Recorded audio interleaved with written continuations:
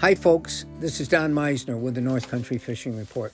One of the things it just came to me real early this morning when I get up and start planning for talking to you about fishing on the radio. But it came to me how different everything is today than it was back when I was young. And I think it's worth talking about. I think maybe you'll find this interesting as I relay what was like in the world when I discovered fishing. I remember as a kid going outside, and my mom would give me these glass, whether they were canning jars or whatever. They weren't canning jars because they had metal screw tops, and she would poke holes in the top for me, and I would go out in the grass and in the fields, and it'd just be all kinds of insects, bees. Bees used to fascinate me, and this is coming from a person that's allergic to bee stings. I'm not allergic to hardly anything in this world, but I'm allergic to bee stings. But I was fascinated as a little kid with all the bees. We've lost so many of the bees in our world. Some of the other things that have disappeared and were part of my fishing world when I was a kid are bats. Every night, and I grew up along the Genesee River in a secluded little area just after the river spilled over from Pennsylvania into New York State. And as it would get dark each night, and I'd still be out there trying to catch fish, all of a sudden the air would be filled with these dive bombers, as I thought they were. They were bats. And there were bats every place, and they used to give me the creeps because I thought they would come so close. I thought, they can't see me. They don't know that I'm here. They're going to fly into my head or my face or something. And of course they don't. They fly by radar and all kinds of stuff. But bats are no longer a part of our outdoor world like they were. There are still some bats, but you hardly ever see them. And yet, when I was a kid, they were every place. Every place. I was talking to my neighbor the other day, and we were talking about different changes that have taken place.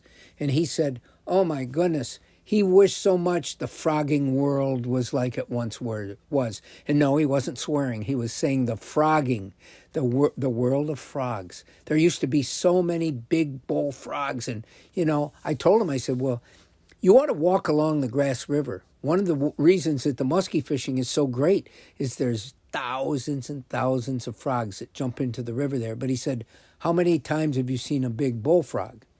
And there is a reduction. He claims it's because of the increase in the amount of herons and even egrets into our area now. But our area has changed.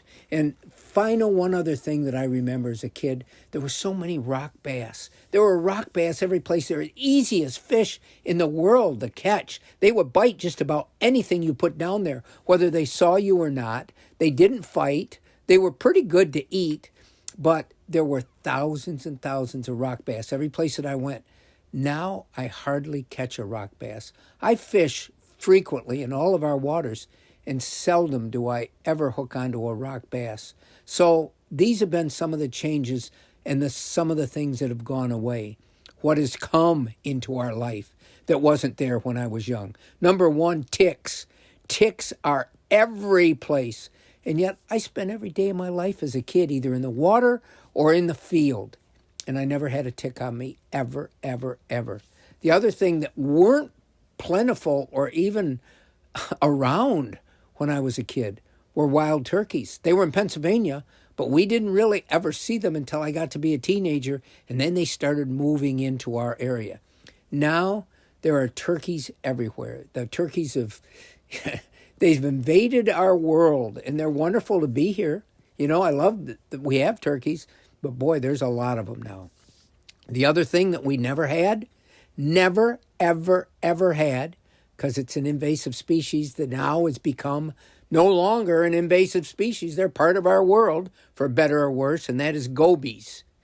And then, of course, seeing something regal, something wonderful to see that we didn't have. Even a couple decades ago, hardly in our area, were eagles and ospreys. And they're a part of the sky world that we can look up to. We can even hear them making noises if we're out fishing. And, of course, Canadian geese. When I was a kid, getting a Canadian goose when I went hunting was a major thing that I really aspired to. Now I go running every day, and I have to step around the geese. They're every place in our area. So times change. Times are always changing. Everything in the world is in flux. Everything is subject to coming to an end.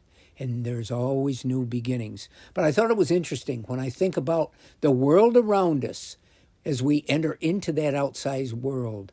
The world around us has gone through a lot of changes. Until next time, folks, this is Don Meisner with the North Country Fishing Report.